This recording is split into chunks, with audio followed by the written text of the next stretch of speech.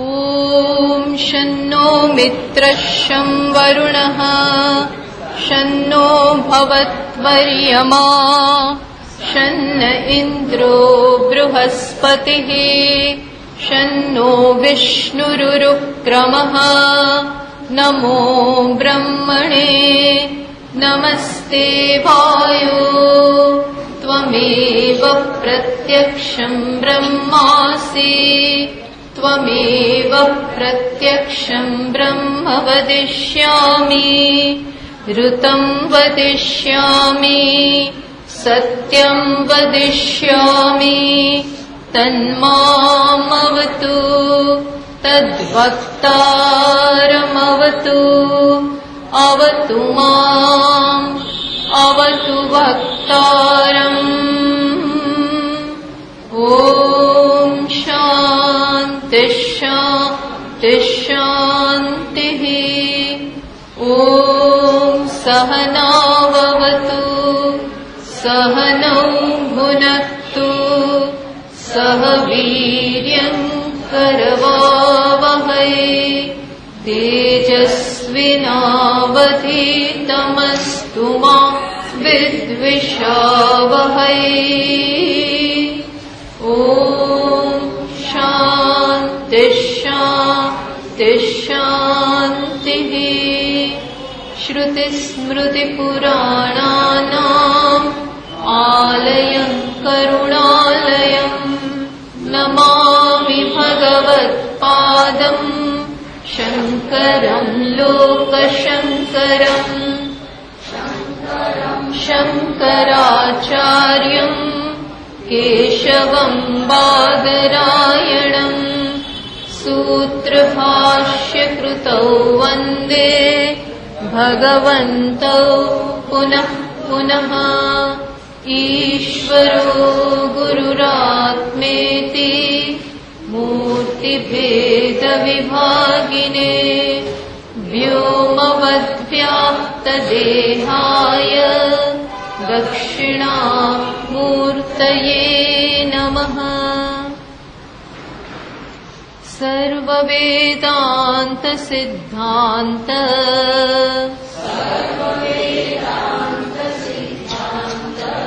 गोचरं तमगोचरम् गोविन्दं परमानन्दम्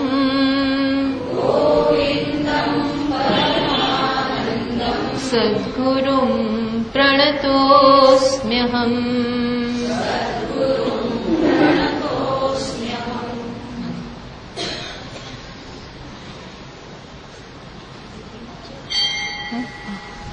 चलो 32वां श्लोक थी।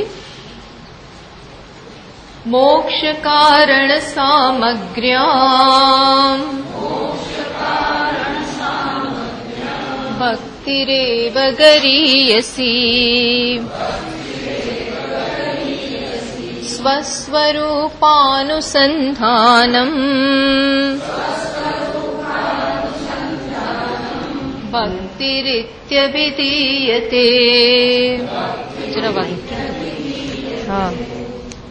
स्वात्मतत्त्वानुसन्धानम्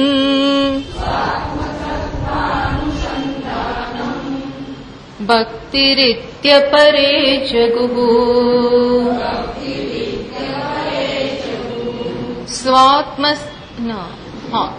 उक्तसाधनसम्पन्नः तत्त्वजिज्ञासुरात्मनः उपसीदेत् गुरुं प्राज्ञम् यस्माद्बन्धविमोक्षणम्।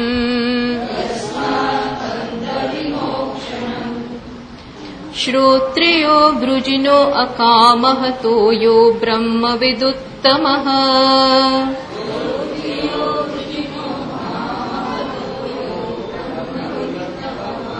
ब्रह्मण्युपरतः शान्तो निरन्दन इवानलः।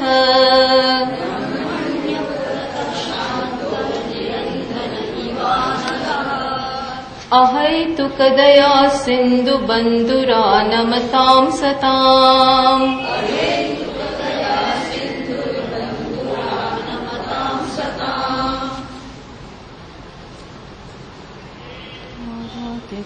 તમારાધ્ય ગુરુમ ભક્ત્યા.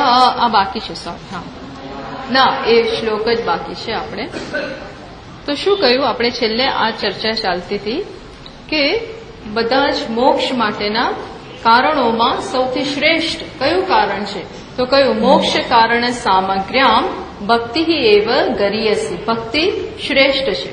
અને અહીં ભક્તિનું કઈ પ્રકારનું વર્ણન કર્યું, કઈ પ્રકારની ભક્તિ, ભક્તિનો કયો પ્રકાર છે, તો બતાવ્યું સ્વસ્વરૂપ અનુસંધાનમ ભક્તિ ઇતિ અભિધીયતે. પોતાના સ્વરૂપનું અનુસંધાન એટલે પોતાનું સ્વરૂપ શું છે એ જાણવામાં જ લાગેલા રહેવું, એ પણ ભક્તિ જ છે. ઈશ્વર આપણાથી ભિન્ન હોય અને આપણને એમના પ્રત્યે ભક્તિ હોય, આ એક પ્રકારની ભક્તિ છે. પણ પછી એ જ ઈશ્વર મારું પોતાનું સ્વરૂપ છે, આ પ્રકારે જાણી અને એ સ્વરૂપને જાણવા માટેની સતત ઈચ્છા, સતત એની લગન, આને પણ ભક્તિ કહેવાય. જુઓ, અજ્ઞાનને કારણે એ જ આત્માને આપણે અલગ માનીએ છીએ અને એને ત્યાં મૂકી દઈએ છીએ. આત્મા એને પરોક્ષ રૂપે જાણી, પરોક્ષ મૂકીને, પરોક્ષ એટલે મારાથી ભિન્ન, આત્માને જ જ્યારે પરોક્ષ માનવામાં આવે, આત્માને સમજજો, હા આ વસ્તુ બરોબર, આત્માને જ્યારે પરોક્ષ માનવામાં આવે ત્યારે એ ઈશ્વર બની જાય. આત્મા જ્યારે મારાથી ભિન્ન છે ત્યારે એ શું બની જાય, ઈશ્વર. પણ એ જ ઈશ્વર જે પરોક્ષ માનીએ છીએ એને જ્યારે અપરોક્ષ બનાવીએ ત્યારે એ શું બની જાય, પાછો આત્મા બની જાય. સમજ પડી? આત્મા જ્યારે આપણાથી ભિન્ન હોય, ભિન્ન એને માનીએ ત્યારે ઈશ્વર, એને એ ઈશ્વર ગણીએ. પણ જ્યારે એનું જ્ઞાન થાય કઈ રીતે એ જે ભિન્ન છે, જે અલગ છે, એ હું છું, અર્થાત પરોક્ષને અપરોક્ષ બનાવવું, એટલે આત્મા પાછો બની ગયો.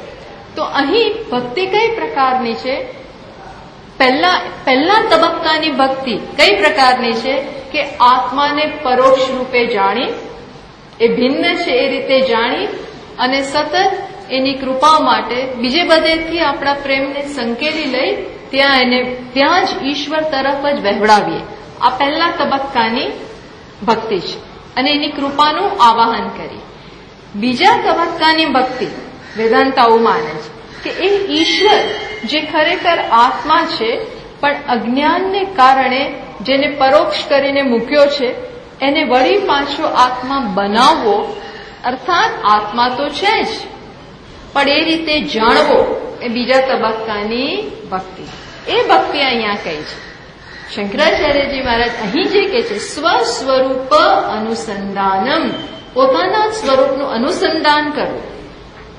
પોતાનું સ્વરૂપ એટલે શું? આત્મ સ્વરૂપ, સતત એનું સ્વરૂપ એ શું છે એ જાણવાનો સતત પ્રયત્ન. હા, પણ એના માટે ગુરુ પાસે, શાસ્ત્ર પાસે, અને શાસ્ત્ર અનુસાર જ્યારે ગુરુ એનું જ્ઞાન આપે તો સતત એમાં એના જ્ઞાનમાં મગ્ન રહેવું. પેલા શ્રવણ, અને એના માટેનું સાધન શું છે? શ્રવણ, મનન અને નિધિધ્યાસન. બસ આ જ આપણા જીવનનું મુખ્ય સૂર બની જાય.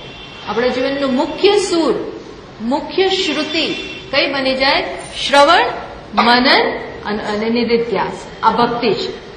એટલે એ કહ્યું ભાષ્યકારે. પછી કોઈક મહાત્માઓ શું માને છે એ પણ કહ્યું.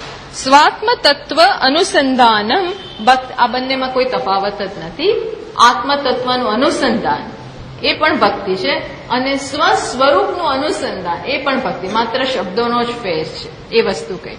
પછી આ બધું થઈ ગયું પછી શું કહે છે ભાષ્યકાર? ઉક્ત સાધન સંપન્ન જિજ્ઞાસુ. હવે સાધનથી સંપન્ન છે, અર્થાત જે સાધન ચતુષ્ટય સંપત્તિની વાત કરવામાં આવી એ અધિકારીમાં છે. હવે એને શું કરવું જોઈએ? અગત્યની વસ્તુ કરવી જોઈએ.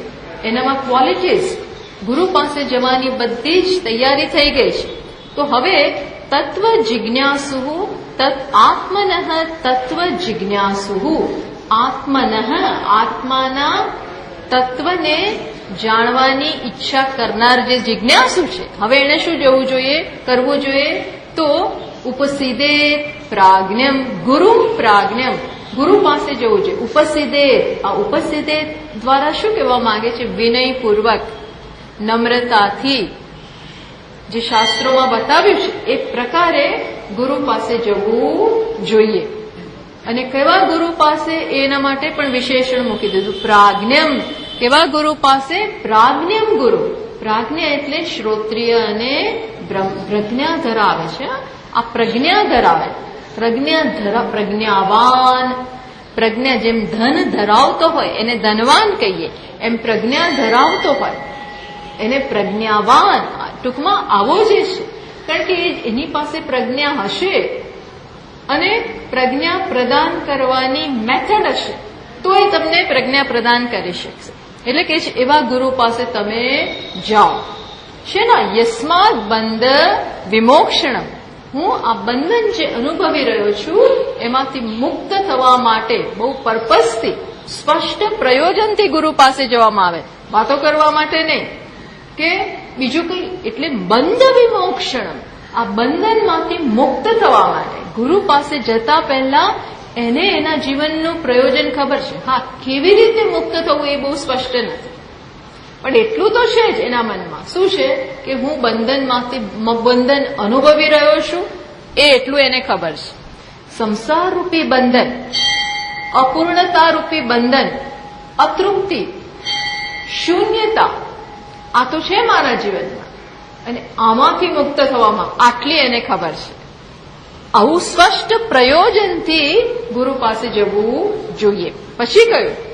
તો કેવા ગુરુ પાસે? પ્રાજ્ઞા તો તમે કહ્યું, પણ માત્ર પ્રજ્ઞા ધરાવે, માત્ર પ્રજ્ઞા નથી, એનામાં બીજા લક્ષણો પણ છે. જ્યાં પ્રજ્ઞા હોય ને ત્યાં બધું બી જોડે જોડે હોય.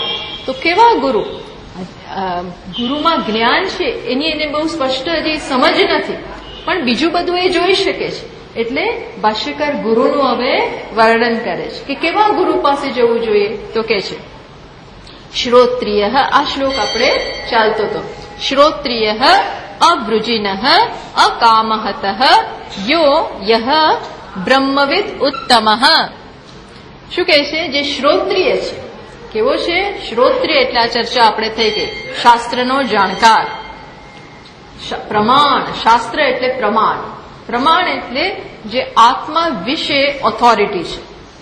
આત્મા વિશે જ્ઞાન પ્રાપ્ત કરવું હોય તો શાસ્ત્ર જેની ઓથોરિટી છે, શાસ્ત્ર જે બતાવી શકે. માટે આ શાસ્ત્રને જે જાણનાર છે, શાસ્ત્રને એ સંપ્રદાય પાસેથી શાસ્ત્ર વિશે એને જાણેલું છે. સંપ્રદાય એટલે ગુરુ શિષ્યની પરંપરાથી.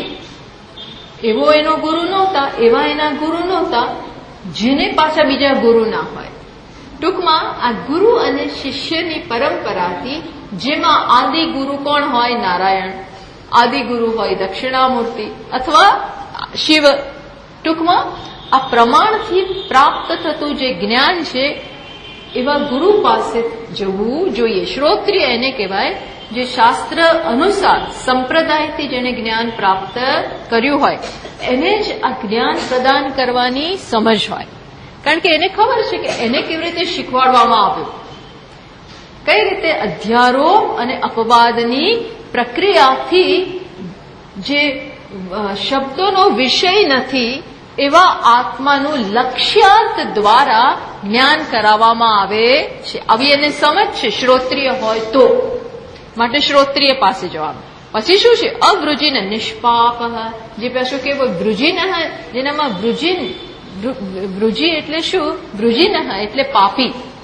આ કેવો છે? અવૃજિન એટલે જે નિષ્પાપ, પાપ નથી. પાપ ક્યારે કરવું પડે?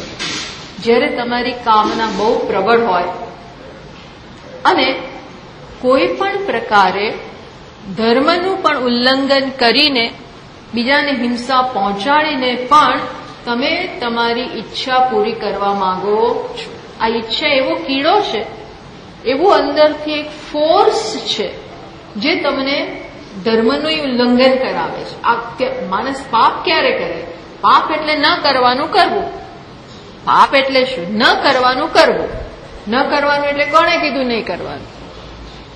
આપણું તો હૃદય બધું કે ચલો બધું કરો, તો કે ના, ન કરવાનું શાસ્ત્ર બતાવે છે. ધર્મ માટે પણ પ્રમાણ કોણ છે? શાસ્ત્ર.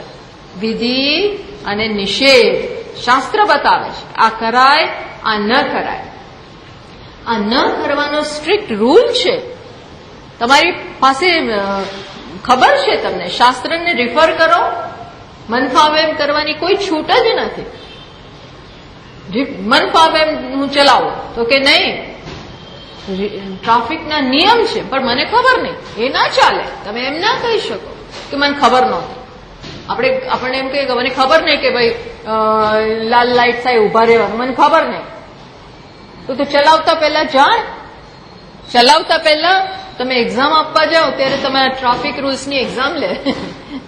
એ પૂછે કે આનો અર્થ શું, આનો અર્થ શું, આખું એક મોટું તમને આપી દે પેમ્ફલેટ કે આ જાણી લો બધા ટ્રાફિકના નિયમો શું છે. ગાડી હાથમાં લીધા પહેલા અને જતા પહેલા રૂલ્સ ખબર હોવી જોઈએ. પણ ત્યાં તમે એમ ના કહી શકો મને ખબર નહીં, મને ખબર નહીં કે આમથી આમ ના અવાય, આમથી આમ ના જવાય, ઊંધા રસ્તે ના અવાય. ના ચાલે. તો ન લઈ આવતા ગાડી. You have no right. એમ આ જીવન જીવવાની પ્રક્રિયામાં તમે એમ ના કહી શકો મને ખબર નહોતી કે આમને આમ ન કરાય, ચોરી ના કરાય, મને ખબર નહીં, મને તો મન થયું તેના પર્સમાં હતું લઈ લીધું. એ ના ચાલે. નિષેધ અર્થાત જે શાસ્ત્રને અનુસરે છે માટે પાપી નથી, એને પાપ કરવાની ઈચ્છા જ નથી. કેમ ઈચ્છા નથી થતી? કામ કેમ એની પાપ કરવાની ઈચ્છા કેમ નથી થતી? આપણે તો આપણી જાતને ધર્મને કારણે રોકીએ. ના કરાય, ન બોલાય, ન થાય, ડુંગળી લસણ ન ખવાય, રોકવી પડે. પેલા તો રોકવું જ નથી પડતું. કેમ? અકામ હતા. કારણ કે અંદર એવું મન જ નથી થતું. મન થાય, શાસ્ત્રની વિરુદ્ધ જવાની ઈચ્છા થાય તો તમે કદાચ નબળા પડી જાઓ અને પાપ કરી બેસો. પણ પેલા તો ઈચ્છા જ નથી થતી. કેમ ઈચ્છા જ નથી થતી? કામના જન્મતી નથી. કેમ? અંદરથી તૃપ્ત છે. ઈચ્છા ક્યારે થાય? જ્યારે અધૂરા હોઈએ તો. અને તો બધી ઈચ્છા પૂરી થઈ ગઈ છે. કેમાં પૂરી થઈ? પોતાનાથી જ. એટલે કામના એને આવીને રંજાડતી નથી. કામના છે ને આપણને આવી એમ રંજાડે, આપણને આવીને ચટકા ભરે ને આપણે પછી કીડી ચટકા ભરે, થોડીક વાર ચલાવી લે, પછી શું થાય? પછી કંઈક કરીએ, કાં તો પાણી લગાડી દઈએ, કાં પછી ક્યાંથી આવે છે એ જોઈએ, કંઈક છાંટી દઈએ, કશું કરવું જ પડે. રંજાડે એટલે લાંબુ ના ચાલે, તમારે ઉભા થવું જ પડે. રંજાડે એમ કામના રંજાડે ને તો તમારે કંઈક એ ચાલે જ નહીં. તમારે એને પૂરી કામના એવી વસ્તુ પૂરી કરાવીને છોડે, નિકાલ કરાવે, છોડે અંદર ને અંદર. એટલે ભગવાન કહ્યું 1 મિનિટ માણસ શાંત બેસી જ ના શકે ને કામના એને ઉભો કર, ઉભો થા, આ કર, પેલું કર, ત્યાં જઈ આવ, આમ કર, પતાવી, કંઈક કરાવડાવે. જયારે આ કેવો છે? શાંત. અકામ હત. કામના એને છંછેડતી, કામના એને રંજાડતી, પીડતી નથી, પીડા આપતી નથી. અહીં સુધી આપણે કરેલી. કેવો? ના, બ્રહ્મવિદે જોઈ લીધું. બ્રહ્મવિદ ઉત્તમ. આ કેવો છે? બ્રહ્મવિદ ઉત્તમ. બ્રહ્મના જાણનારાઓમાં ઉત્તમ છે. અર્થાત પૂર્વ બ્રહ્મને અપરોક્ષતયા જાણે છે. બ્રહ્મ હજી થોડું પણ દૂર હોય, અર્થાત પૂર્ણતા પ્રાપ્ત કરવાની છે એવું હજી રહી ગયું હોય તો હજી એની સાધના ચાલુ હોય, કંઈક એનામાં હજી થોડી અધૂરપ રહી ગઈ હોય, પણ હું જ બ્રહ્મ છું એમાં એને હવે કોઈ શંકા નથી, સંશય નથી, વિપર્ય નથી, શંકા પણ નથી. ઈશ્વર મારાથી દૂર છે કે અલગ, આવું કંઈ હવે શંકા રહે જ નથી. હું જે છું, જગત પણ હું છું, ઈશ્વર પણ હું છું, અને સચ્ચિત આનંદે હું જ છું, બધું હું જ છું. આત્મૈવેદમ સર્વમ. આત્મા એવ ઇદમ સર્વમ. આત્મા જ આ બધું છે. બસ આ એને બરોબર ખબર છે. એટલે શું છે? કોઈ કામના, એટલે બ્રહ્મના જાણનારાઓમાં એવું હોઈ શકે કે કોઈક આજે જાણતું હોય, શ્રોત્રિય હોય, પણ બ્રહ્મનિષ્ઠ ના હોય એવું બને. બ્રહ્મમાં નિષ્ઠ ના હોય ત્યાં સુધી જે પૂરું કામ નથી થયું. તો આ કેવો છે કે ના, એને અંદરનો રસય પ્રાપ્ત થયો છે, અંદરનો રસ, આત્મારૂપી રસ ચાખેલો છે. એટલે એને હવે કોઈ શંકા, કોઈ પાપની શક્યતાઓ નથી, કોઈ અધૂરપની શક્યતા, કશું એવી શક્યતાઓ જ રહી નથી. પરિપૂર્ણતાનો અનુભવ કરે છે, પરિપૂર્ણતાના સાગરમાં સ્નાન કરી રહ્યો છે. ટૂંકમાં એ છે બ્રહ્મવિદ ઉત્તમ. પછી આગળ આપણે કહેવાનું, અહીંથી ચાલુ થતું હવે ચાલુ થશે. બ્રહ્મણી ઉપરતઃ. બ્રહ્મણી ઉપરતઃ એટલે શું? બ્રહ્મમાં જે શાંત પડી ગયો છે. બ્રહ્મણી ઉપરતઃ એટલે બ્રહ્મમાં એનું મન એમાં જ વિલીન થઈ ગયું છે. બ્રહ્મમાં એનું મન વિલીન થઈ ગયું છે. બ્રહ્મમાં મન વિલીન થવું એટલે શું? જો ખરેખર મન બ્રહ્મથી આગું પાછું જઈએ જ ના શકે. કારણ કે મન ક્યાંથી? મન ઉઠે જ છે એમાંથી. પેલું મોજું હોય એ સાગરમાંથી જ ઉઠે, તો એ મોજું સાગરથી ક્યાં જાય? એ ભાગવા ઈચ્છે તો એ ભાગી ના શકે. એ ઉઠ્યું એ સાગરમાંથી અને વિલીન થાય પણ સાગરમાં, એટલે ભાગી ના શકે. એમ મન ખરેખર જોવા જઈએ તો બ્રહ્મમાંથી જ ઉઠે છે અને બ્રહ્મમાં જ વિલીન થઈ જાય છે. પણ એને આ જ્ઞાન ના હોય, મનને અલગ માનતો હોય તો શું થાય? જગતને અલગ માનતો હોય તો મન જગતમાં ચારે બાજુ ભમ્યા કરે. જ્યારે આ તો જાણે છે મારા સિવાય કંઈ છે જ નહીં, એટલે એનું મન સ્વરૂપથી નાશ નથી પામ્યો. માણસનું પ્રારબ્ધ જ્યાં સુધી હોય, જ્ઞાની પુરુષનું પણ પ્રારબ્ધ જે છે ત્યાં સુધી મન તો ચાલુ રહે. એવું નહીં કે મન નાશ પામી જાય. મન નામની વસ્તુ ના રહે તો શું થાય? આમ સ્ટોન જેવો થઈ જાય, પથ્થર જેવો. ધારો કે જ્ઞાની પુરુષને મન ના હોય તો શું થાય? એને કઈ ખબર જ ના પડે. ચાલવું, બેસવું, ઉઠવું, ખાવું, પીવું, કશું મન ના હોય તો આપણે શું કરીએ? આ ભણાવી ના શકે. વાંચવા માટે મન જોઈએ, વિચારવા માટે મન જોઈએ, જવા માટે મન જોઈએ, ખાવા માટે મન જોઈએ. એટલે મન તો છે, પણ હવે એ મન કેવું છે? શુદ્ધ. એમાં પેલી અવિદ્યા જતી રહી હોવાને કારણે આ મન હવે કેવું છે? પેલા સાપમાંથી શું કાઢી લીધું? ઝેરની કોથળી કાઢી લીધી. પછી ભલે ને સાપ, એમ આ મનમાંથી ઝેર કાઢી લીધું. કયું ઝેર કાઢી લીધું? અજ્ઞાન રૂપી, રાગદ્વેષ રૂપી, કામક્રોધ રૂપી. એ ઝેર જતું રહ્યું. હવે મન સુંદર છે. હવે આ મન બહુ સુંદર કામ કરે. કારણ કે સાધન વગર બ્રહ્મ કઈ કરી ના શક્યો. બ્રહ્મને કઈ કરવું હોય, ઉપદેશ આપવો હોય, સેવાનું કામ કરવું હોય તો બ્રહ્મને શું જોઈએ? માયા જોઈએ. અને મન શું છે? માયા. મન સાધન છે, એની જરૂર પડે. પણ હવે આમાંથી અવિદ્યા રૂપી અંશ જતો રહ્યો. અવિદ્યા મુશ્કેલી કરનારી છે, એ જતી રહી. હવે કેવી છે? વિદ્યા માયા રહી ગઈ. હવે કેવી છે? સરસ્વતી, પ્યોર સરસ્વતી રહી ગઈ, પ્યોર લક્ષ્મી રહી ગઈ, પ્યોર દુર્ગા. હવે તો આ દેવીની જરૂર છે. બ્રહ્મ દેવી વગર કશું કામ ના કરી શકે. એને ત્રણ ક્રિયાશક્તિ, ઈચ્છાશક્તિ, જ્ઞાન, આ બધું જોઈએ તો જ કંઈક થાય. એટલે બ્રહ્મણી ઉપરતઃ, બ્રહ્મમાં એનું મન સમાઈ ગયું. એનો અર્થ શું કરવાનો? મન તો છે પણ અવિદ્યાનો નાશ થઈ ગયો. મન છે પણ હવે આ મન તો બહુ સુંદર કામ કરનારું છે, આની તો જરૂર છે. બાકી મન બ્રહ્મ હોય અને મન ના હોય તો બ્રહ્મ નિરાધાર થઈ જાય. કામ કરવું હોય તો, જેમ ઇલેક્ટ્રિસિટી હોય, પાવર હોય, પણ આ બલ્બ ના હોય, ટ્યુબલાઇટ ના હોય તો એ કેવી રીતે વ્યક્ત થાય? પાવર તો બધો જ છે પણ બલ્બ જ નથી. જો ઘણી વાર બલ્બ ઉડી જાય તો આપણે શું થાય? અને આ ઘરમાં બીજું કોઈ એક જ બલ્બ છે અને ઘરમાં બીજો બલ્બ છે નહીં, એક જ લાઇટ છે. હવે શું કરવું? પાવર તો મજાનો છે પણ તમે નક્કામાં થઈ ગયા. તમારા માટે લાઇટ નથી. વાય? એ પાવરને વ્યક્ત થવા માટેનું માધ્યમ જતું રહ્યું. એમ મન તો માધ્યમ છે, એટલે મનને મારી નથી નાખવાનું, સુવાડી નથી, સુઈ જા, સમાધિ નથી લઈ જવાનું. એને એમાંથી શું કાઢી નાખવાનું છે? કાઢી નાખવાનું. શું કાઢી નાખવાનું છે?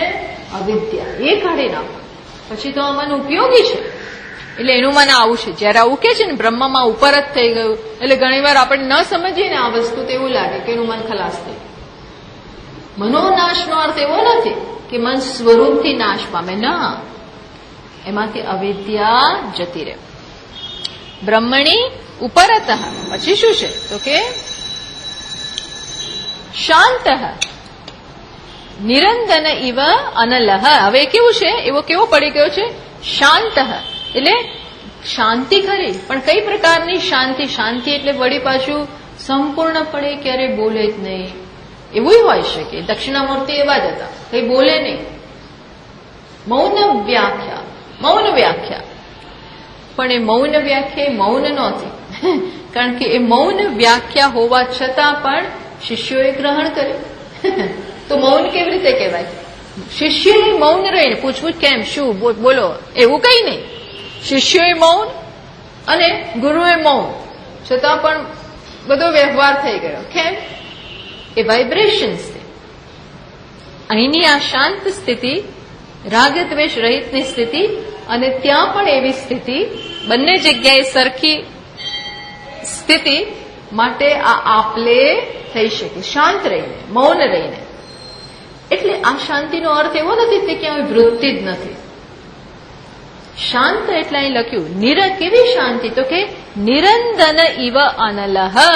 જેવી રીતે પેલું અગ્નિ હોય પણ એમાંથી પેલું બળતણ જતું રહે. ઘણીવાર આપણે યજ્ઞ કરીએ પછી બધું ઈંધણ નાખવાનું બંધ કરી દે, પછી પેલું ચાલતું હોય ખરું, પણ હવે જ્વાળાઓ ના નીકળે, લપલપતી પેલી જ્વાળા હોય એ ના નીકળે, પણ હજી ગરમ તો હોય જ. બીજા દિવસ સુધી એ ગરમ હોય છે. એ અગ્નિ જ્યાં હોય ને ત્યાં બીજે દિવસ પણ તમે રાખને અડો ને તો અંદર પેલા એમ્બર, એને શું કહેવાય, પેલા હોય અંગારા અંદર હોય, એ ગરમ હોય. એમ આ એના મનમાંથી કામનાઓની જ્વાળાઓ નથી નીકળતી, એ બધું પતી ગયું. પણ શું છે, મન એના સ્વરૂપથી છે, એટલે એ જ્ઞાન પ્રદાન કરી શકે. જ્ઞાન એ બધા માટે ચાલુ છે મન. એટલે કહ્યું નિરંદન ઇવ. સુંદર ઉપમા આપી કે અગ્નિમાંથી જેમ પેલી જ્વાળાઓ જતી રહે, નિરંદન ઈંધણ નાખવાનું બંધ કરો તો એ જતું રહે, પણ અનલ તો છે, અગ્નિ સ્વરૂપથી તો ત્યાં છે. એમ મનમાંથી કામના, ક્રોધ, ઈર્ષ્યા, રાગ, દ્વેષ, બધી શું કહેવાય યોજનાઓ કરવી બીજાને પાડવાની ને જજ્જતનું, એ બધું જતું રહ્યું. હવે શું રહી ગયું? સ્વરૂપથી મન રહી ગયું. જ્વાલા શૂન્ય ભાતિ. એમ અહીં પણ અનાલંબિત બાહ્ય વૃત્તિત્વાદ. હવે શું છે, બાહ્ય વિષયોની એની જરૂર નથી, એટલે મન વિષયો પાછળ ભટકવાનું બંધ થઈ ગયું. પણ હજી નિર્ગુણે બ્રહ્મણી નિષ્ઠિત ચિત્તત્વાચ નિર્વિકાર. હવે વિકારથી રહિત છે, બાકી મનનો કોઈ વિરોધ નથી. મનનો વિરોધ જ નથી. મનને શુદ્ધ કરવાનું, નિર્વિકાર બનાવવાનું, રાગદ્વેષ દૂર કરવાનું. પછી તો મન બહુ એ મનની આવા મન દૂર કરે, એટલા માટે તો સાધન ચતુષ્ટયની વાત કરી. શમ, દમ, આ બધું શેના માટે? શાંત પાડો. શાંત પાડો એટલે એમાંથી વિક્ષિપ્ત કરનારો અંશ કાઢી નાખો. પછી તો મનને રાખવાનું ભાઈ. દમઃ શેના માટે? જેથી કરે અને ઇન્દ્રિયો દ્વારા મનની બધી શક્તિઓ વિખરાય ના જાય, એટલે દમન કર્યું. પછી શક્તિઓનો સંચય કરવાનો, શક્તિને પેલું ડેમ બાંધીને પાણીને ફગાવી નથી દેવાનું, એને ભેગી કરો. પછી એ પાણી છે ને ખેતીમાં વાપરો, લોકોને પાણી પહોંચાડો. એમ હવે આ શક્તિ જે ભેગી થાય છે, જે બીજે બધે જતી અટકી, હવે ભેગી થાય. હવે શું? આત્માનું ચિંતન કરો, કેવી રીતે કલ્યાણ કરવું એના ઉપર વિચાર કરો. એના માટે બહુ વિચારવું પડે, યોજનાઓ કરવી પડે, પણ એના માટે હવે પ્યોર શક્તિ, પ્યોર શુદ્ધ સત્વ. હવે કેવું છે? શુદ્ધ સત્વ. શુદ્ધ સત્વ એ તો જોઈએ, વ્યવહારમાં એ જોઈએ. શાંત નિરંદન ઇવ અનલહ. એટલે અહીંયા કહ્યું કે અતશ્રોત, બ્રહ્મવિત્તમે અશ. આ તો બધું આપણે જો કે ચર્ચા થઈ ગઈ. પછી શું છે આગળ? અહૈતુક દયા સિંધુ બંધુ આનમતામ સતામ. પાછું કેવું છે? ગુરુનું આગળ વર્ણન ચાલે છે. કેવું છે? આ એક અગત્યમાં અગત્યની ક્વોલિટી, ગુણ ગુરુમાં કે સાધુમાં, ગુરુ કરતા સાધુમાં, ગુરુમાં પણ સૌથી અગત્યનો ગુણ કયો છે? અહેતુક દયા સિંધુ. દયા સિંધુ ખરું, દયાનો સાગર, પણ પાછો કેવો? આગળ એક વસ્તુ લગાવી દીધી, અહેતુક. હેતુ સહિતની દયાને, એનો પોતાનો કોઈ વ્યક્તિગત એજન્ડા ના હોય એવો અર્થ તો ખરો જ, પણ બીજો અર્થ અહીંયા શું કરે છે? ન વિદ્યતે પર દુઃખ પ્રહાણેચ્છા તાદૃશી યા દયા પર દુઃખ પ્રહાણેચ્છા તસ્યાહ સિંધુ ઇતરસ્ય દયાલોહો અપી દયા અન્યત્ર દુઃખ દર્શનેન સ્વસ્યાપી જાત દુઃખક. ઘણીવાર શું થાય, આપણામાં દયા હોય ખરી, સામાન્ય વ્યક્તિમાં પણ દયા હોય, લોકોમાં બહુ દયા હોય છે, પણ એ ઘણીવાર શું હોય છે ખબર છે? દયા એટલે શું? એમ્પથી, ઇંગ્લિશમાં એમ્પથી. એટલે શું? બીજાને દુઃખી તમે જુઓ ને, તમારાથી સહન ના થાય, તમારું હૃદય કકડી ઉઠે. બીજા ભૂખ્યા હોય, તરસ્યા હોય, હેરાન થતા હોય તો તમને એટલું દુઃખ થાય, સહન ના કરી શકો. એટલે શું થાય? પેલો ભિખારી માંગ માંગ માંગ કરે, એમાંથી જોવાય ને, એટલે તમે અંદર જે થઈ રહ્યું છે ને એની તકલીફ જોઈને અથવા એની માંગણી જોઈને અંદર જે થાય છે એ એટલું તમને હેરાન કરે, તમે સીધું કાઢીને આપી દો. એટલે તમે જેનાથી પીડાવશો એને દૂર કરવા માટે દયા કરો છો. જો આને પણ દયા કહેવાય. આ માણસની દયા એવી નથી, આ ગુરુની કે આ સાધુની દયા એવી નથી કે પોતે પેલી વૃત્તિથી દુઃખી થાય છે માટે એ હેતુ બની જાય કે પોતે દુઃખી થાય છે.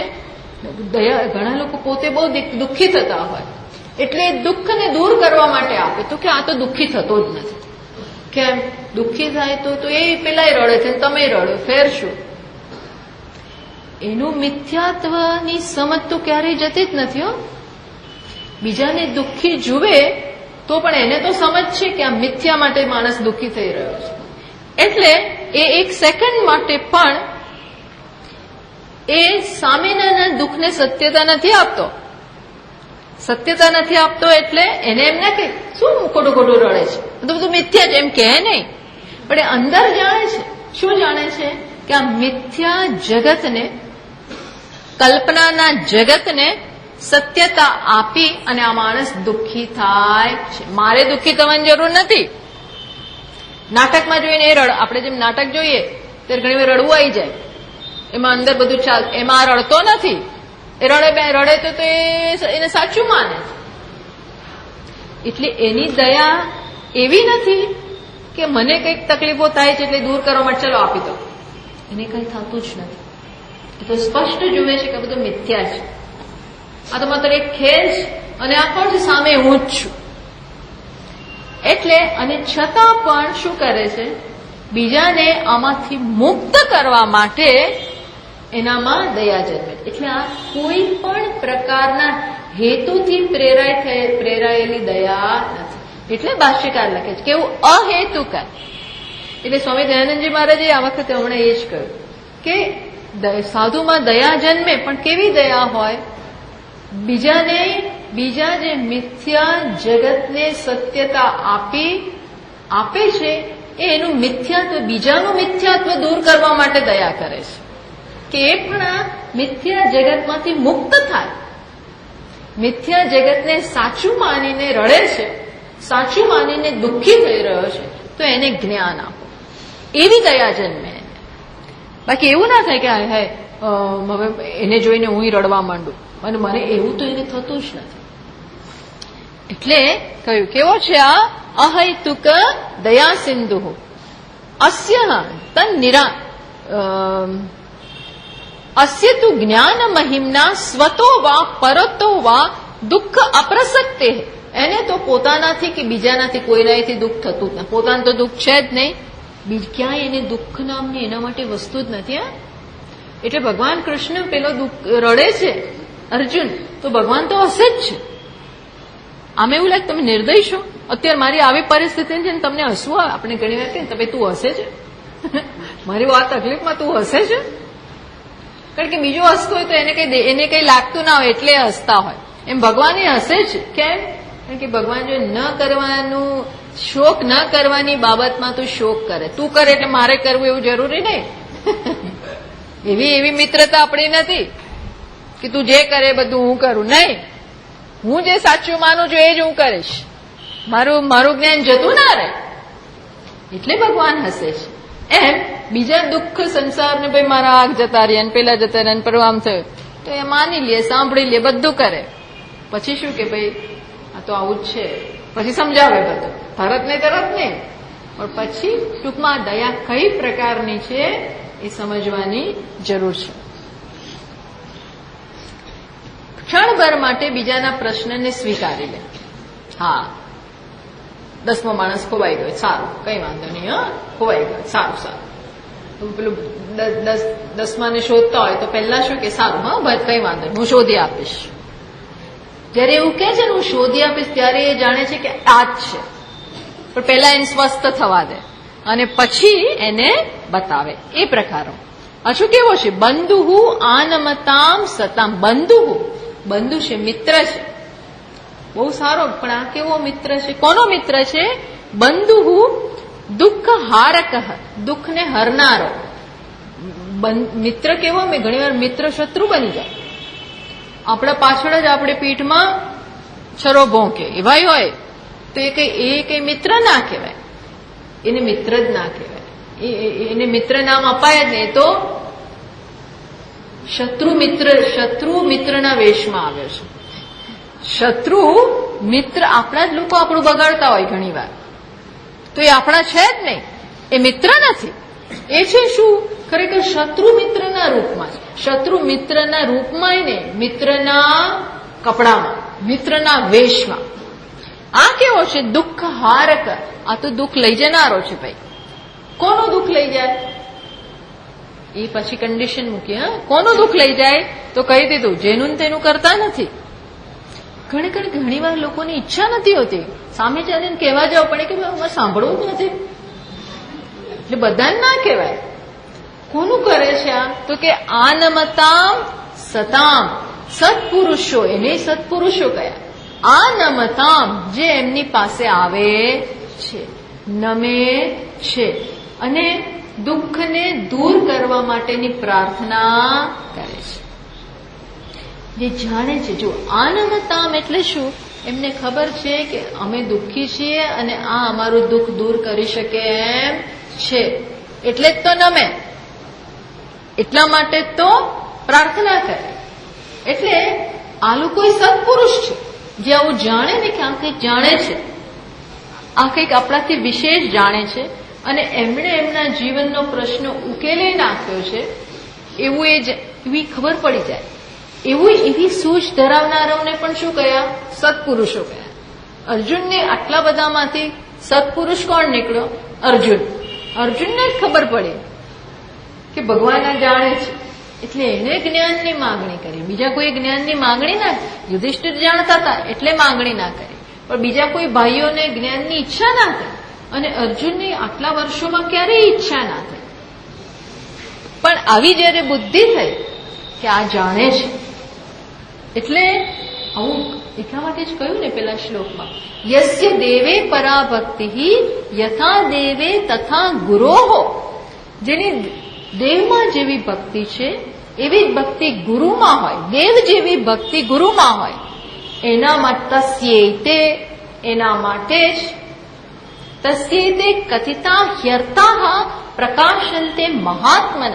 એના માટે જ, એના માટે એટલે કોણ? એ મહાત્મા માટે. બોલો ક્યાં? એ શ્લોકમાં મહાત્મન, મહાત્મન એટલે એ મહાત્મા માટે.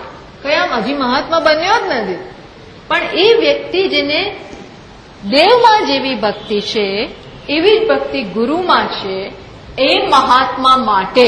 એમ એ શ્લોક કે છે. શાસ્ત્રોનો અર્થ પ્રકટ થાય. એટલે શાસ્ત્રનો અર્થ કંઈક અજબ ગજબનો શ્લોક છે. શાસ્ત્રનો અર્થ ક્યારે જણાય? ભક્તિ હોય તો. એવી ભક્તિ તો કે દેવતામાં જેવી ભક્તિ છે એવી જ ભક્તિ ગુરુમાં હોય. એવી જે આ ભક્તિ છે ને એને મહાત્મા કહી દીધો. એમ અહીં પણ આ કોને?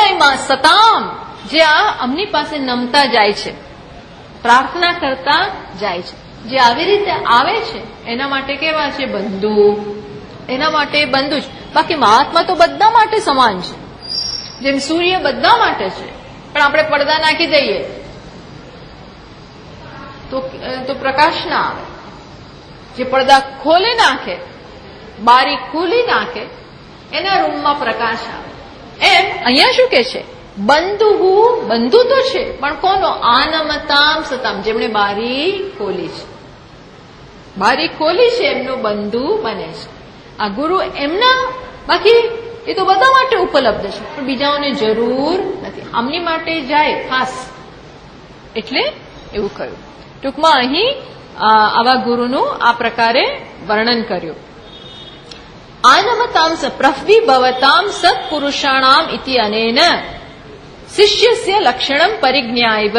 તો શું કે છે? આ જે એમની પાસે નમતા, પ્રફ્વીભવતામ, નમતા સેવા કરતા જાય છે, એમને શીખવાડે છે. કારણ કે શાસ્ત્રનું વિધિ છે, શાસ્ત્રમાં આવી વિધિ છે. કઈ વિધિ છે? ન અસૂયકાય અનરુજવે શઠાય ઇદમ અશિષ્યાય ન દેયમ.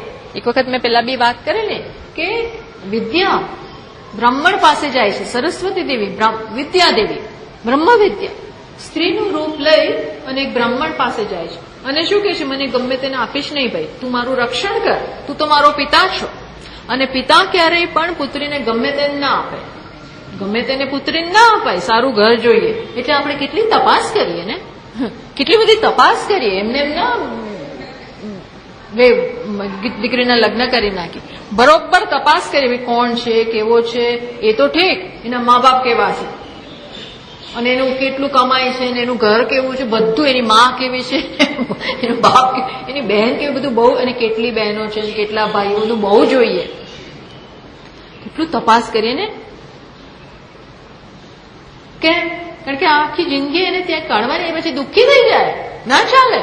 પિતાને લાગણી હોય કે આનું મારે કઈ બસ આમ ભાર છે એટલે આપી દેવું, એવું નથી. એને સેટલ કરવાની, હા, સેટલ કરવાની, ગમે ત્યાં મૂકી નહીં દેવાની. એ જીવનમાં સ્વસ્થ પછી એનું પ્રારંભ. જો કે પણ આપણે તો આપણું કામ બરોબર જોઈને આ બધું કરીને આપીએ. એમ વિદ્યાદેવી કહે છે કે તું આ એક જો તમારા લોકો જરા જોતા રહેવું.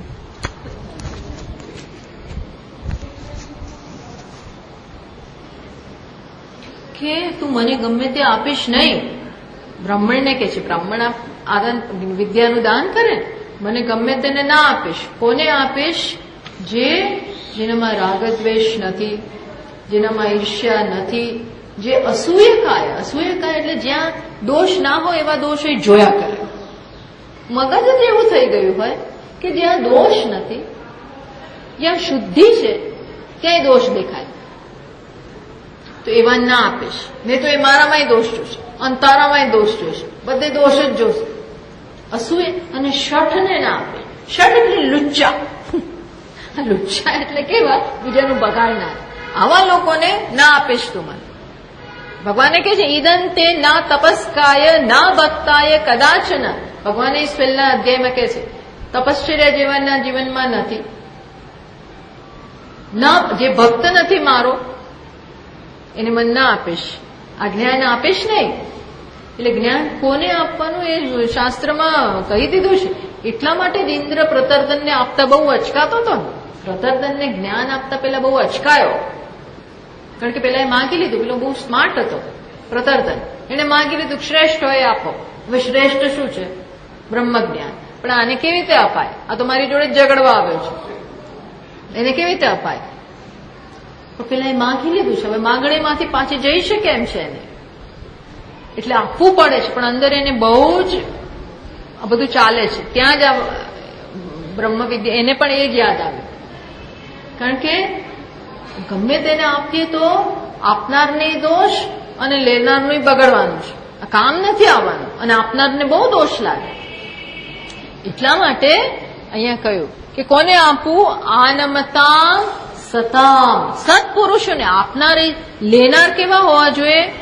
આપનાર તો જવા દો, પણ લેનાર કેવો હોવો જોઈએ?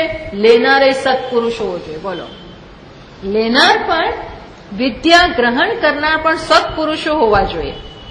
તો એવાને આપવું. ઇદમ ઉપસદનમ સમીપ. આ પ્રકારે અહીં ગુરુ પાસે ઉપસદન કેવી રીતે જવું એ વાત કરી રહ્યા છે તદ અનંત ગુરુનું વર્ણન કર્યું. હવે શું આવે છે? પહેલા આગળ કહ્યું ને જવું, હવે તારા આવા ગુરુ પાસે જવું, તો કઈ રીતે જવું એ હવે કહેશે. તદ અનંતર કર્તવ્યમ કરુણયા શિષ્યાય ઉપદિશતી ભગવાન ભાષ્યકાર. ગુરુ પાસે કેવી રીતે જવું એ હવે કહી રહ્યા છે 36મા શ્લોકમાં. આ છે આ પ્રકરણ ગ્રંથમાં બધું છે. આમ પ્રકરણ ગ્રંથ છે પણ બધું જ છે. જો સાધન ચતુષ્ટય સંપત્તિની વાત કરી અને પહેલા જીવનમાં શું અગત્યનું છે, દુર્લભમ ત્રયમેવૈતત મનુષ્યત્વમ મુમુક્ષુત્વમ, એ બધું કહ્યું. એટલે પહેલા આપણા જન્મની અગત્યતા, કેટલો દુર્લભ જન્મ છે એ બધું કહ્યું. પછી કઈ ક્વોલિટીઝ આપણામાં, કયા સાધનો ગુણ હોવા જોઈએ એ બતાવ્યું. હવે એ બધું આવી ગયું હોય તો ગુરુ પાસે જાઓ. કેવી રીતે જવું બધું વિગતવાર, 600 શ્લોક છે આ ટેક્સ્ટમાં, એટલે બધું વિગતવાર અહીંયા વર્ણન થશે. એટલે હવે ગુરુ પાસે કઈ રીતે જવું એ કહે છે 36મા શ્લોકમાં કહે છે, તમારાદ્ય ગુરુમ ભક્ત્યા પ્રવઃ પ્રશ્રય સેવનૈઃ પ્રસન્નમ તમનુપ્રાપ્ય પૃચ્છેદ જ્ઞાતવ્યમાત્મનઃ. શું કહે છે? તમ આરાધ્ય ગુરુમ ભક્ત્યા પ્રવઃ પ્રશ્રય સેવનૈઃ. આ ગુરુની આરાધના. બોલો, હજી તો ગુરુને પાસે જ્ઞાન તો મેળવ્યું નથી, પણ એ પહેલા આરાધના. એ પહેલા જેમ ઇન્દ્ર અને વિરોચન ગયા તો બ્રહ્માજીએ શું કહ્યું? પ્રજાપતિએ, ભાઈ રહો અહીંયા. રહો એટલે શું? બેસી નહીં રહેવાનું, ખાઈ પીને મજા નહીં કરવાની. શું કહ્યું? 132 વર્ષ એમને પાસે ત્યાં આશ્રમમાં સેવા ચાકરી કરાવડાવી. એક બે વર્ષ નહીં, કેટલા વર્ષ? 132. 132 વર્ષ ત્યાં રાખ્યા. અને રાખ્યા કેવી રીતે? ખેતરમાં કામ કરો, ગાયને ચરાવો, અને પાછું દરરોજ મળે નહીં કે એ તો પોતાનું કામ કરતા હતા. અમને ત્યાં આપ્યું હતું, કરો કામ એમ. પછી આ બધું પત્યું, પછી એ પૂછવું એ પૂછો. પછી ટૂંકમાં તમ આરાધ્ય ગુરુમ, આવી રીતે ગુરુની પહેલા, કારણ કે ગુરુના મનમાં તમારા માટે કિંમત જન્મે ક્યારે થાય? પેલા તમને બરોબર જુએ, અને જોવે ક્યારે? તમારી પાસે તમે એમની સાથે રહેતા હો, એમની સાથેનો સહવાસ હોય, એ બધામાં એ તમને જોતા હોય, પારખતા હોય, તમારો એટીટ્યુડ જુએ. એમાં બધું જાણી લે કોણ કેટલામાં છે, કોણ કેટલામાં છે. એનો એને વિરોધ ના હોય, પણ એ પ્રમાણે. એટલે કે છે તમ આરાધ્ય, તમ એટલે એ ગુરુની, તમ એટલે એ ગુરુની આરાધ્ય, આરાધના કરીને. આરાધ્ય કયું? આરાધ્ય એટલે કરીને. ટૂંકમાં આરાધના કરો. કઈ રીતે ભાઈ આરાધના કેવી રીતે કરવાની? તો કે ભક્ત્યા, ભક્તિપૂર્વક, પ્રેમથી. પ્રેમથી ક્યાંય પણ ભગવાનની આપણી પાસે આવી ન જતા હોતા. આપણે વર્ષો સુધી ભગવાનની ભક્તિ કરીએ, સેવા કરીએ, પૂજા કરીએ, ક્યારેક ક્યારેક દર્શન થવા હશે તો થશે. એ પ્રસન્ન બહુ અઘરા છે પ્રસન્ન કરવા. એ આમ બહુ દયાળુ ભયાળુ બધું બહુ હોય, પણ એ બધું એમ કઈ બહુ સરળતાથી પ્રસન્ન થાય નહીં. એમ થવું હોય તો જ થાય, ના થવું હોય ના જ થાય. બહુ કડક છે સ્વભાવથી, આમ બહુ પાછા કડક. કેમ ના થાય? જોતા હોય કે જે આ તકલીફ છે, આ તકલીફ છે, આખરી કસોટી બી કરતા, શું કરતા હોય ખબર જ ના પડે. શબરી આખી જિંદગી કાઢી નાખી સાફ કરવામાં, રસ્તા સાફ કરવામાં, કાંટા ઉપાડવામાં, પથ્થર ઉપાડવામાં, બધું બોર લઈ આવવામાં આખી જિંદગી કર્યું. તો મહારાજ પીગળ્યા ક્યારે? છેક છેલ્લી એની જાતિ ઉંમરે ત્યારે આવ્યા. એમ કઈ કશું સરળ બરળ તો છે જ નહીં. એટલે કે તમ આરાધ્ય ગુરુમ ભક્ત્યા, ભક્તિપૂર્વક. ભાઈ આવતા નથી, છોડો ને ભાઈ. આપણા મનમાં આવતા તો છે નહીં, આપણે શું આખો દે વાળ કરો? જરાક આમ તો કઈ આવવાના જ નથી, કઈ છોડ ને. હવે આપણને એમ થાય આજે ક્યાં આવવાના, આજે આવવાના જ નથી. એવું નહીં, દરરોજ સરળ એટલે દેખાય આવે ને. આપણે ક્યાં આપણી કેટલી શક્તિ છે એ ખબર પડી જાય. આપણી કેટલી શક્તિ છે, ધીરજ છે, પ્રેમ છે. પ્રેમ ખૂટી પડે, આપણો પ્રેમ ખૂટી પડે, આપણી ધીરજ ખૂટી પડે, આપણી સેવા ખૂટી પડે. તો આ કે છે ના, આ તો પહેલાથી આ કરો ભાઈ, પછી મળવું હશે તો મળશે, નહીં મળવું હોય તો નહીં મળે, પહેલા આ કરો. આપણે તો શું કરીએ, તું પહેલા મારું કામ કર પછી નાળિયેર વધે રહેશે. આપણે એવું કરીએ, પહેલા મારું પતાવો પછી આવી જઈશ. બાધા રાખીએ, પણ પહેલા શું, પહેલા આટલું કરો પછી મંદિર આવીશ, અંબાજી આવી જઈશ, ડાકોર આવી જઈશ, શ્રીનાથજી આવી જઈશ, બધું પતી જશે પછી. એટલે પહેલા એની કસોટી કરીએ, આપણે એની પહેલા કસોટી કરીએ. એટલે એ બિચારાએ પોતાની જાતને પુરવાર કરવો પડે. એને પહેલા આપણને પુરવાર, હા હું તારા માટે છું, સારું સારું. નહીં તો ના કરીએ, આપણું કામ ના થાય ને તો આપણે પાછા તે નથી કર્યું તો હું નહીં કરું. તો આ તો શું છે, તમ આરાધના કરીને, ટૂંકમાં આરાધના કરીને કઈ રીતે, ભક્ત્યા પ્રફ્વ એટલે નમીને, કાયાથી, કાયાથી કામ કરવાનું ભાઈ, બોલીને જ નહીં, કાયાથી. પ્રફ્વ એટલે આપણે જોઈશું આગળ. પ્રશ્રય સેવ નહીં, અને વિનીત વાક્યોથી, ઉદંડાય નહીં, વિનીત વાક્યોથી, કાયાથી, મનથી અને વાણીથી, ત્રણેયથી સેવ નહીં. આ બધું કરીને પછી રાહ જુઓ, પછી રાહ જોવાની. પ્રસન્નમ તમ અનુપ્રાપ્ય, પછી શું છે, એમને પ્રસન્ન જયારે જુઓ ત્યારે. એટલે શું એ પ્રસન્ન ન હોય, આપણે આટલું કરીએ પછી જ પ્રસન્ન થાય? તો કે ના, આ બધું કરવાને કારણે એને આપોઆપ તમારા પ્રત્યે લાગણી જન્મે જ. જયારે એવું લાગે કે ના હવે લાગ જોઈને નહીં, પણ હવે રાઈટ ટાઈમ છે, રાઈટ ટાઈમ જોવાનો. ગમે ત્યાં રાઈટ ટાઈમ જોવો પડે, કોઈ પણ વસ્તુ માટે સમય જોવો પડે. આપણે કહી દો હમણાં ને હમણાં કહી દો. ઘણી વાર શિષ્યો એટલી ઉતાવળમાં હોય ને, એટલે જે આપણે આવીને ત્યાર પહેલા જ આપણને વસ્તુ, આ તમારે આમ કરવાનું છે, આમ કરવાનું. એવું નહીં, વેઇટ કરવાનો સમય નથી હોતો. હવે 1000 કામ હોય, અમે ઉભા ના રહીએ.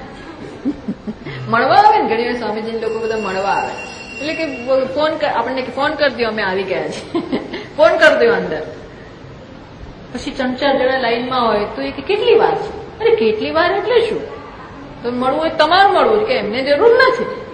પણ ધીરજ ના હોય, અને આપણે તો આપણે જ સમય પ્રમાણે ચાલતું હોય, એમાં એમને વચ્ચે મૂકી દીધા હોય.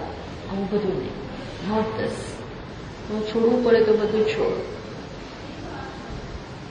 પણ એટલે અહીંયા કે છે પ્રસન્નમ તમ અનુપ્રાપ્ય, એને જયારે પ્રસન્ન જુઓ, અર્થાત એ મૂડમાં છે, એ તો મૂડમાં જ છે, પણ આ કામ માટે એની ઈચ્છા ના પણ હોય, અને એની ઈચ્છા, એનામાં એ વસ્તુ જાગવી પડે.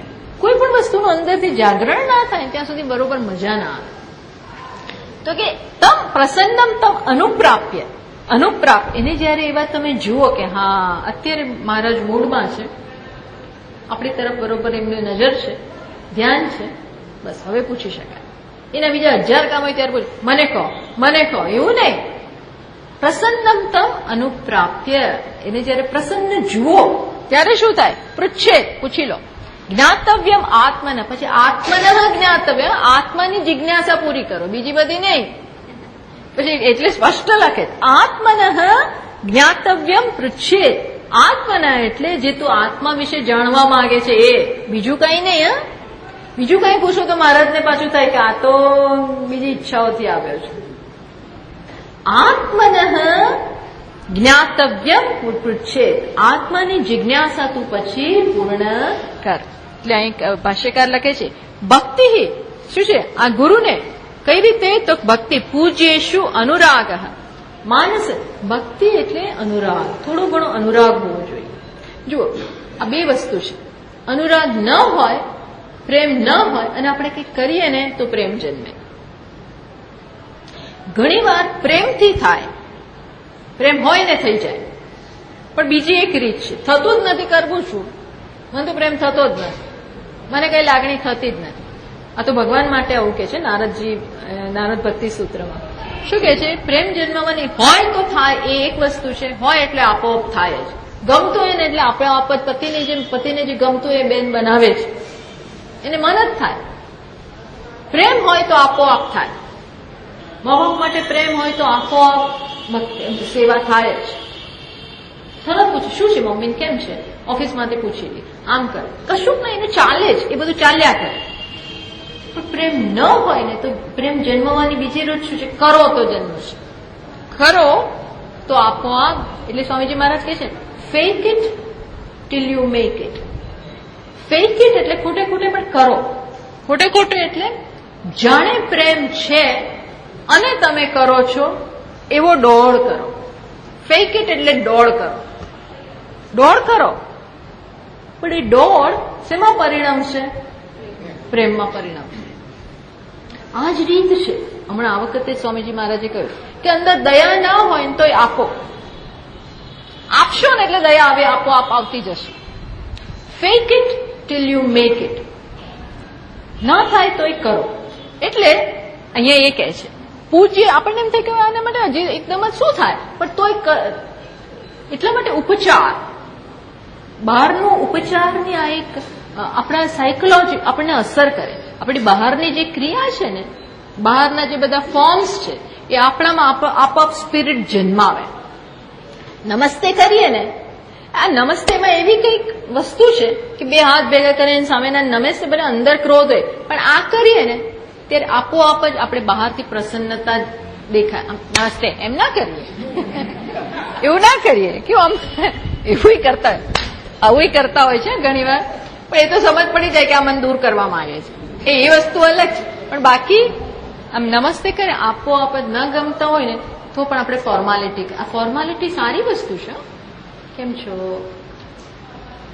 એટલે આપોઆપ એક સંબંધ તો સ્થપાયો છે. It is necessary. એમ અહીં શું કે છે, પૂજ્યેષુ અનુરાગ માનસ ધર્મ. એટલે ભક્તિ કરવી, ભક્તિ કરવાની વસ્તુ છે, માત્ર મગજમાં રાખવાની વસ્તુ નથી. પ્રહ્વ કેવી રીતે? તદ વ્યંજકકાર વિશિષ્ટ નમ્રકાય. તો એ ભક્તિને વ્યક્ત કેવી રીતે કરવી? તો કે છે તદ વ્યંજકકાર વિશિષ્ટ નમ્રકાય બદ્ધાંજલિ પુટ. બે હાથ ભેગા કરીને એમને પગે લાગો.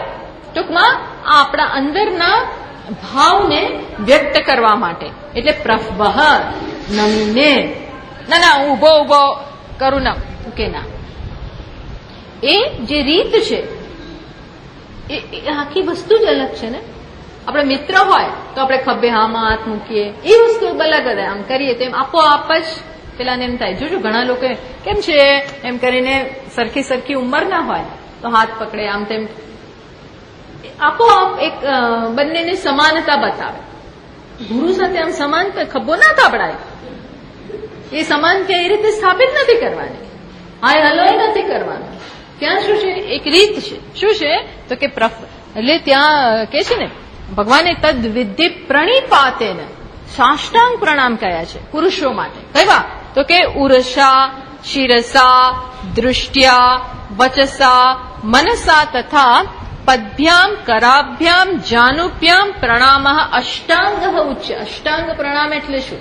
ઉરસા છાતી, મસ્તક, દ્રષ્ટિ, વાણી, મન, આ બધું, પગ, હાથ, જાનું એટલે આ બધું જમીનને અડતું હોય. સાષ્ટાંગ પ્રણામ જયારે કરે ને પુરુષો, સ્ત્રીઓ માટે નથી, આખા સુઈ જાય ત્યારે શું કે પછી આમ પેલું ભુજંગાસન નહીં, ભુજંગાસન નહીં, ઉરસા શિરસા મન દ્રષ્ટિએ નીચે કરવાની. આ સાઉથમાં તો બધા આખા પડી જ જાય. જ્યાં ત્યાં લોકો સુઈ જ જાય, પાણી હોય કશું જોવે નહીં, આખા લાંબા જ થઈ જાય. એને શું કે પ્રણામ અષ્ટાંગ. અષ્ટાંગ એને શું કે સાષ્ટાંગ પ્રણામ. સાષ્ટાંગ પ્રણામ એ રીતે પ્રણામ. પ્રશ્રય સેવન પ્રશ્રયશ્ચ સેવનાની. પ્રશ્રય સેવન એટલે શું? વિનીત. પ્રશ્રય એટલે વિનીત વાક્યોથી. વિનીત વાક્યોથી આપના ચરણોમાં નમસ્કાર કે કઈ સરસ રીતે ઉદ્ધતાઈ નહીં, વાક્યોમાં પણ ઉદ્ધતાઈ નહીં, વિનીત વાક્યોથી પ્રણામ કરવાના. શું છે? પ્રસન્નમ, આ બધાથી સ્વાભિમુખમ તમ અનુપ્રાપ્ય યથા સમય નિર્દેશમ તત્સન્નિધો, આ બધાથી જયારે ગુરુ આપણને અનુકૂળ બને, અભિમુખ થાય. કોઈને અભિમુખ કરવા જોઈએ. અભિમુખ ત્યારે થાય, ટૂંકમાં શું છે, માણસમાં બધું હોય, દયા હોય, બધું હોય, પણ તમે જેને જાગ્રત, બધું જ છે, તમે જાગ્રત શેને કરો છો? એ જાગ્રત કરવું પડે. આપણામાં ક્રોધય હોય, એવું કંઈક બોલે તો ક્રોધ જાગે, એવું કોઈક બોલે, એવું કશુંક બોલે, ઈર્ષા જાગે. શું જગાડો છો? જગાડવું પડે. જેમ પેલા ફંડ લેવા આવે ને, ફંડ ઉઘરાવવા આવે, એ શું એવી એવી વાતો કરે ને, તો શું થાય, આપણામાંથી શેઠપણું જાગ્રત થાય. શેઠને આમ જગાડે. એ શેઠને જગાડે ને તો આપણે પૈસા ના આપીએ, એને શું બોલવું એ આવડે. પેલું ભિખારી આપણામાંથી પેલું જગાડે, એ જગાડે ને, જગાડવા માટે આપો સાહેબ, આપો સાહેબ, સાહેબ, સાહેબ, તમે તમારી બધી પેઢી સાથે બધું જે કેટલું બોલે, એવું બધું બોલે, આપોઆપ કશું જાગે. એમાં ગુરુ પાસે જઈને જગાડવાનું. શું જગાડવાનું? એમનામાં રહેલું મહાત્મ્ય. એટલે એના માટે આ બધી વસ્તુ ઇન્વોક કરવાનું, આવાહન બહુ જરૂરી છે. આવાહન કરવું પડે. માણસમાં બધું હોય, આ આવાહન કરવામાં નિષ્ફળ જઈએ તો આપણું કામ ના થાય. માતા પિતા પાસે, પપ્પા પાસે કંઈક જોઈ તો આવાહન કરવું પડે. આપો પપ્પા, તો ના પણ આપે. માગવું હોય તો દરેક વસ્તુ કરવા શીખ. કંઈ પણ દરેક વસ્તુની એક મેથડ હોય. એ મેથડ ના ફોલો કરીએ ને તો નિષ્ફળ જઈએ. એટલે એ કરી અને પછી શું કરવાનું, તો કે જ્ઞાતવ્યમ, જયારે બરોબર સમય આવે ત્યારે પૂછવાનું. યદ જિજ્ઞાસિતમ આત્મ યાથાત્મ્ય વિષય તત્પૃચ્ય, આત્માના સ્વરૂપ વિશે બનશે કે પેલા ખુશ થઈ જાય. ઓ, આ તો જાણવા માંગે છે, આ કઈ મેળવવા માંગતો નથી, આ જાણવા માંગે છે. આવું જાણવાની ઈચ્છા છે એટલે આ પૂરું ખુશ થઈ જાય. અને શું છે, આ બધા દ્વારા શું સિદ્ધ થયું, તો કે છે મનસી વચસી કાયશ્ચ શુદ્ધત્વ રૂપ ત્રિકર્ણ શુદ્ધિ ઉક્તા. આ શું બતાવે, આ બધા દ્વારા એ વસ્તુ થઈ કે આ કાયાથી પણ શુદ્ધ છે, મનની પણ શુદ્ધિ છે અને વાણીની પણ શુદ્ધિ છે. અમુક વ્યક્તિઓ આમ એટલા બધા, તમે જોજો, અમુક વ્યક્તિઓમાં બહુ જ આ બધું હોય છે. તો એ શું બતાવે છે, એકદમ એમની પર્સનાલિટી એવું જાહેર કરે કે બહુ સાલસ, નમ્ર અને બધી રીતે તૈયાર છે, એ વસ્તુ દેખાય. તો આવું કરે આપોઆપ ગુરુને શિષ્ય પ્રત્યે માન હોય. એવું નથી કે માત્ર શિષ્યને જ ગુરુ પ્રત્યે માન છે, એવું નથી. પરસ્પર છે. ગુરુને પણ શિષ્યોને માન હોય, પ્રેમ હોય, એને એમના જેવો અને આમને આમના જેવો. પણ એ જન્મવું જોઈએ. ક્યાંય પણ માન થવું જોઈએ, પ્રેમ થવો જોઈએ. એમ થવું જોઈએ કે ના, આ મારો શિષ્ય, આને તો જ્ઞાન થવું. મારો એટલે એક સંબંધ, તો એક લાગણીનો એક તાર તો બંધાવવો જોઈએ. એટલે એ વસ્તુ કરી, એ થાય પછી પાછું બોલવાનું. શેના માટે આવ્યો છું? ભક્તિ પુરસ્સર વાચિક આરાધન પ્રકારમ દયયા દર્શયતી ભગવાન જિજ્ઞાસુભ્ય. હવે કઈ રીતે પોતાની જાતને ઉપસ્થિત કરે છે, કઈ રીતે બોલે છે ત્યાં જઈને, તો એ 37મા શ્લોકમાં કહે છે. આપણે શ્લોક વાંચીએ. સ્વામિન નમસ્તે. હવે છે ને 6 શ્લોકોમાં સરસ રીતે શિષ્ય પોતાની જાતને, પોતાની પરિસ્થિતિનું વર્ણન કરે છે કે હું આવો છું ભાઈ, અને તમારા સિવાય કોઈ મારે હવે ઉપાય જ નથી, એમ કે છે. સ્વામિન નમસ્તે નતલોક બંધો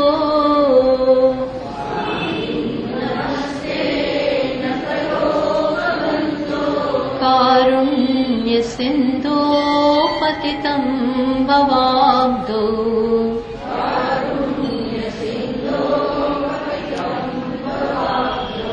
મામોદ્ધરાત્મીય કટાક્ષ દૃષ્ટ્યા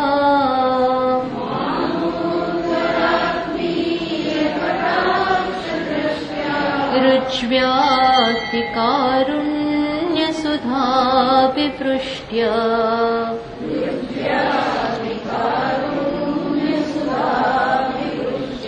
શું કહે છે? સરસ રીતે કહે છે. જુઓ, આ બધાથી કૃપા જન્મે. ગુરુમાં કૃપા ના જન્મે ને, ગુરુમાં કૃપા ના જન્મે ત્યાં સુધી કામ ના થાય. કૃપાનો પુત્ર છે અનુગ્રહ. કૃપાને કારણે ગુરુનો ગ્રેસ છે ને, સ્વામીજી મહારાજ હંમેશા કહેતા હોય ટેપિંગ ધ ગ્રેસ. સ્વામી દયાનંદજી મહારાજ, આપણા સ્વામીજી એટલે વિદિતાત્માનંદજી માટે શું કહે છે? he knows how to tap the grace. Grace ને કેમ, ગ્રેસ તો વહેતી હોય, પણ નળ કેમ ખોલવો, ગ્રેસનો અનુગ્રહનો નળ કેમ ખોલવો અને એમાંથી લઈ લેવું એને આવડે છે. ટેપિંગ ધ ગ્રેસ આપણને આવડવું છે. ટેપિંગ ધ ગ્રેસ, નળ ખોલી અને આપણે નળ ન ખોલીએ ત્યાં સુધી પાણી કામનું છે, બધું છે પણ કામનું છે. અને નળ ખોલીને પછી આપણે આઘાપાછા થઈ જઈએ તો શું થાય? એવું કરતા નોકરો બધું એવું કરતા, પાણી ખુલ્લું રાખીને પછી જાય, વાળવા જાય, એટલે પેલું પાણી ગેલન પાણી બધું વેસ્ટ જતું હોય છે. તમારે ત્યાં ઉભા રહેવાનું, એ લઈ લેવાનું અને બગાડ નથી કરવાનું. એમ ટેપિંગ ધ ગ્રેસ. કૃપા નહીં જન્મે ત્યાં સુધી નહીં કામ થાય. કૃપાને કારણે તમારામાં અખંડાકાર વૃત્તિ જન્માવવી પડશે, અને તો જ ગુરુમાં પહેલા એ ઉપદેશ જન્મે, વૃત્તિ આવે અને તમારામાં એ પાસ ઓન થાય. આ સિવાય કોઈ એમને કૃપા તો અખંડાનંદજી મહારાજ કે એમને કૃપા તો પેલી કેવી છે, પેલી સ્ત્રી હોય જેને પુત્ર ના હોય એમ, એ કૃપા કામની નથી. એ કૃપાને કારણે શું જન્મવું જોઈએ? અખંડાકાર વૃત્તિ. ત્યાં સુધી કૃપા જોઈએ. આપણામાં બ્રહ્માકાર વૃત્તિ જન્મે તે આ કૃપા, બાકી એમને કયો મોક્ષ છે? એટલે એ બધા માટે બહુ ભૂમિકા, શિષ્યના પક્ષે પણ ઘણું બધું કામ કરાવે. એટલે શું કે છે? સ્વામી નમસ્તે, હે સ્વામી તમને નમસ્કાર કરું છું. કોણ છો તમે? તો કે ન તો લોક બંધો. તમે કોણ છો? તમારી પાસે પ્રેમથી, નમ્રતાથી, નમતા જે આવે છે એમના તમે બંધુ છો. એમને તને શરણ આપો છો. એમ કરીને કહી જ દીધું કે હું શરણમાં છું ને તમે મને છોડશો નહીં. જેમ પેલો નચિકેતા યમરાજાને કહે છે હું આવી જ ગયો છું ને તમારી પાસે, એટલે મને બધું મળવાનું જ છે ને, હું શું કરવાનું માંગુ? હું અહીંયા આવી જ ગયો છું અને હું મહેમાન છું, એટલે તમારે આપવું જ પડવાનું. તમે મને એમને તો કાઢવાનું નથી, તો હું માંગુ શું કરવાને? માગીને મારું વરદાન એમાં શું કરવાનું બગાડું? તમારે આપવું જ પડશે, જમાડવો તો પડશે. અને બ્રાહ્મણ છું એટલે તમે કંઈક દક્ષિણા પણ આપવાનો જ છો, તો સામે જઈને શું કરવાનું માંગુ? તમે આપવાના જ છો. એમ અહીં પણ નત લોક બંધો કહી દીધું. ગુરુને નામ જ શું આપ્યું કે તમારી પાસે નમીને આવનારના તમે બંધુ છો. બંધુ શું એટલે શું? મારું કામ કરવાના છો જ, મને મદદ કરવાના જ છો. અચ્છા, કેમ મદદ કેમ કરશો? તો કે કારુણ્ય સિંધુ, કરુણાથી ભરેલા છો, કરુણાના સાગર છો. અને હું કેવો છું? તમે એવા છો, કરુણાના સાગર છો. અને હું કેવો છું?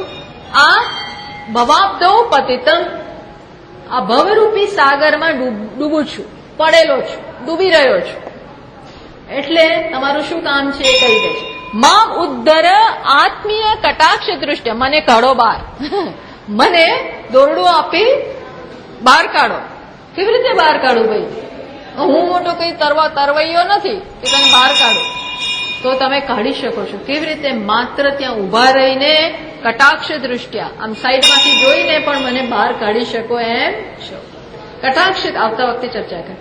માત્ર ખૂણેથી જોઈને પણ અથવા આપની આંખોથી જોશો તો મારો ઉદ્ધાર થઈ જશે. કેવી તમારી દ્રષ્ટિ કેવી છે? રુજ્જુ અતિ કારુણ્ય સુધાભિવૃષ્ટિયા. આપ અત્યંત સરળ છો, આપની દ્રષ્ટિ અત્યંત સરળ છે, નિષ્પાપ છે, કરુણાથી ભરેલ છે અને અમૃતથી ભરેલ એવી જે આપની દૃષ્ટિનો વરસાદ વરસે છે કરુણાનો, બસ એ મને મારો ઉદ્ધાર કરવા માટે પૂરતું છે. એમ કરી અને પોતાની વાત કરે છે, આવી રીતે રજૂ કરે છે. ઓમ પૂર્ણમદ પૂર્ણમિદં પૂર્ણમુદચ્યતે પૂર્ણસ્ય પૂર્ણમાદાય પૂર્ણમેવાવશિષ્યતે.